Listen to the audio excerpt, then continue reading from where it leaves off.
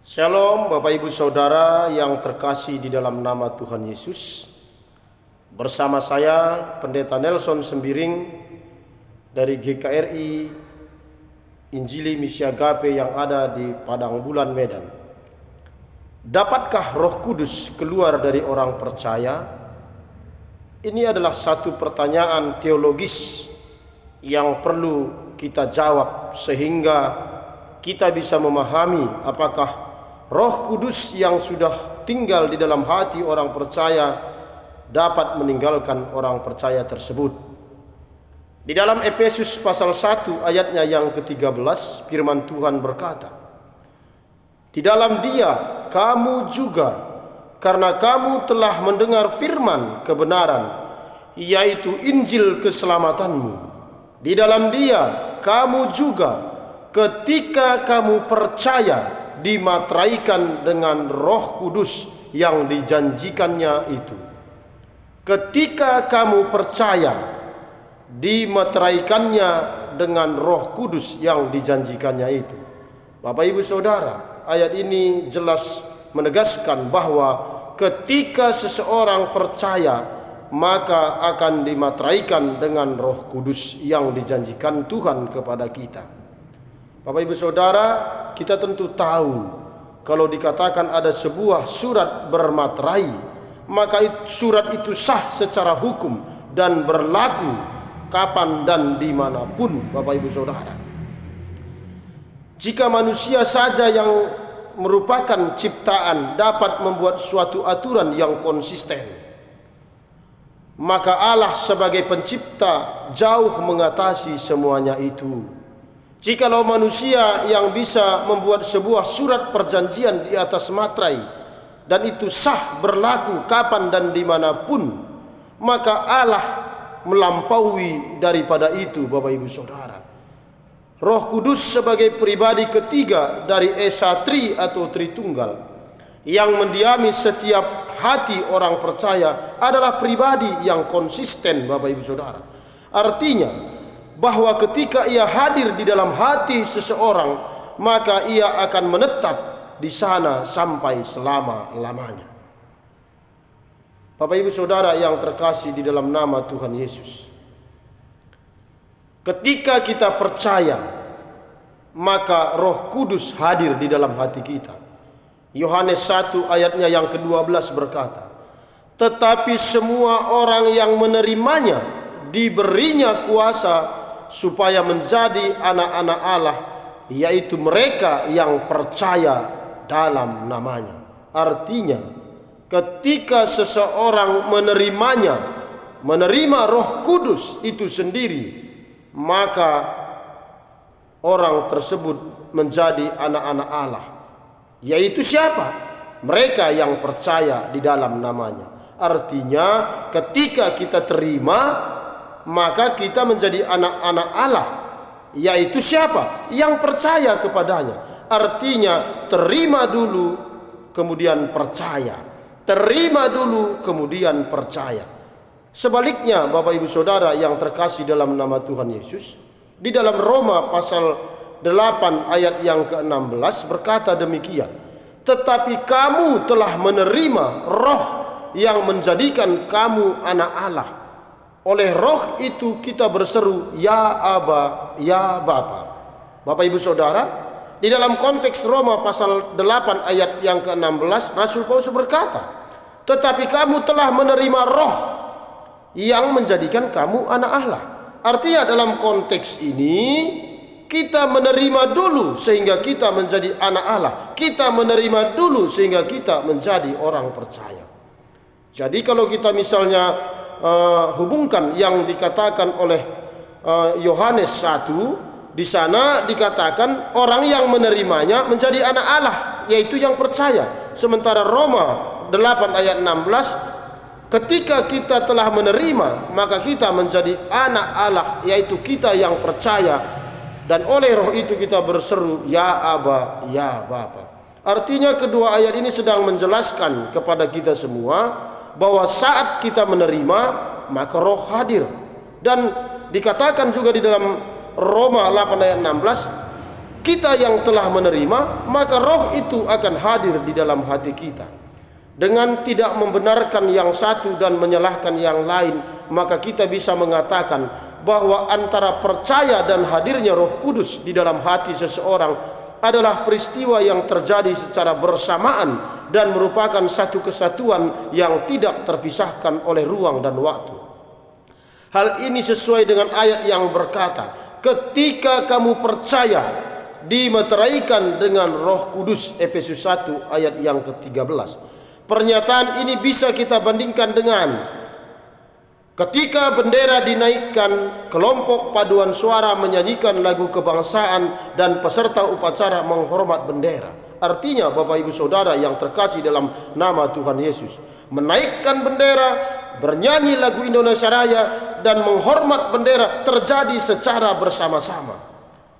Hal yang sama juga bahwa ketika orang percaya, maka Roh Kudus hadir. Ketika Roh Kudus hadir, maka orang menjadi percaya. Bahwa percaya dan Roh Kudus hadir atau dimateraikan di hati seseorang adalah peristiwa yang terjadi pada saat yang sama. Bapak Ibu Saudara yang terkasih di dalam nama Tuhan Yesus.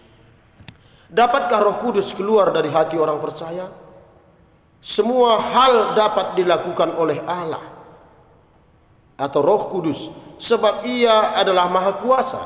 Jadi apakah ia dapat keluar dari hati orang percaya? Jawabannya tidak. Mengapa Bapak Ibu Saudara? Satu, karena ia tidak dapat menyangkal dirinya. 2 Timotius 2 ayat yang ke-13.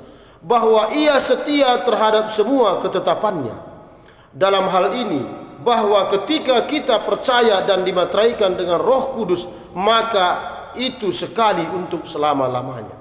Yang kedua, dapatkah Roh Kudus keluar dari hati orang percaya? Tidak. Mengapa? Karena kasihnya menjadi pengikat yang tak terpisahkan. Roma 8 ayat 35 sampai 39. Bahwa manusia terbatas mengasihinya adalah benar, tapi kasihnya tidak terbatas dan ia menerima kita tanpa syarat. Dapatkah Roh Kudus keluar dari hati orang percaya? Tidak. Mengapa? Tidak ada yang dapat membatalkan kesetiaan Allah. Roma pasal 3 ayat 3 sampai 4a. Bahwa kelemahan dan ketidaksetiaan kita tidak membuat Allah membatalkan kesetiaannya terhadap kita dengan meninggalkan atau keluar dari hidup kita.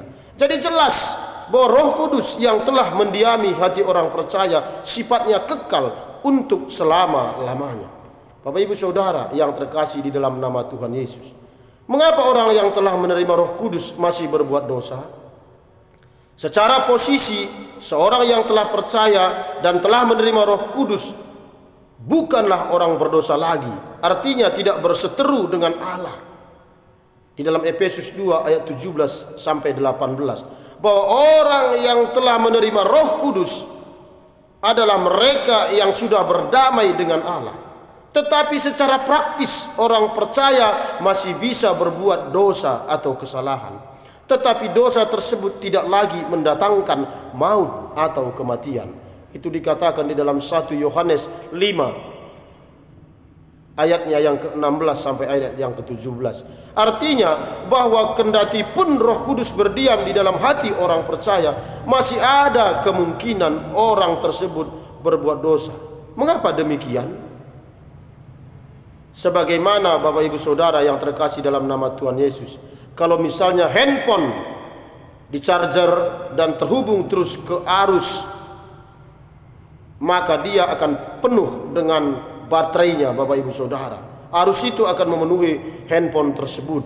Tetapi ketika handphone itu terus digunakan dan akhirnya lowbat, maka akhirnya handphone tersebut menjadi tidak lagi memiliki sumber energi.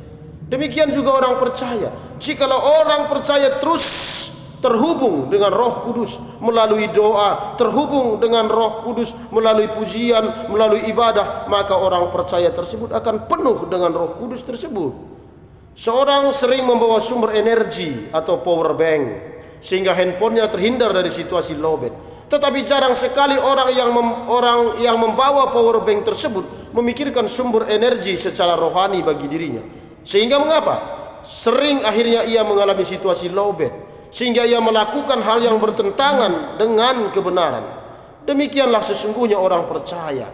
Ketika ia tetap tersambung dengan sumber energi rohani, maka Roh Kudus akan penuh di dalam hidupnya. Dan sebaliknya, ketika ia tidak tersambung, maka lama-kelamaan pengaruh Roh Kudus akan semakin kecil di dalam hidupnya. Jadi mengapa orang percaya bisa kehilangan kuasa Roh Kudus di dalam hatinya? Satu, karena kurang berdoa. Matius 26 ayat 41. Ketika berdoa maka roh akan berpadu, roh kita akan berpadu dengan Roh Kudus. Itu dikatakan di dalam Roma pasal 8 ayat 15 sampai 16. Sehingga roh itu yang akan mengajari kita berdoa, roh itu mengajari kita melakukan segala sesuatu, roh itu mengingatkan kita untuk melakukan apa yang baik berkenan di hadapan Tuhan. Yang kedua, mengapa bisa kuasa roh itu akhirnya berkurang di dalam hati kita dan kita bisa melakukan yang salah di hadapan Tuhan? Karena kurang waspada. 1 Petrus 5 ayat 8. Iblis mengambil kesempatan saat kita tidak waspada, Bapak Ibu Saudara.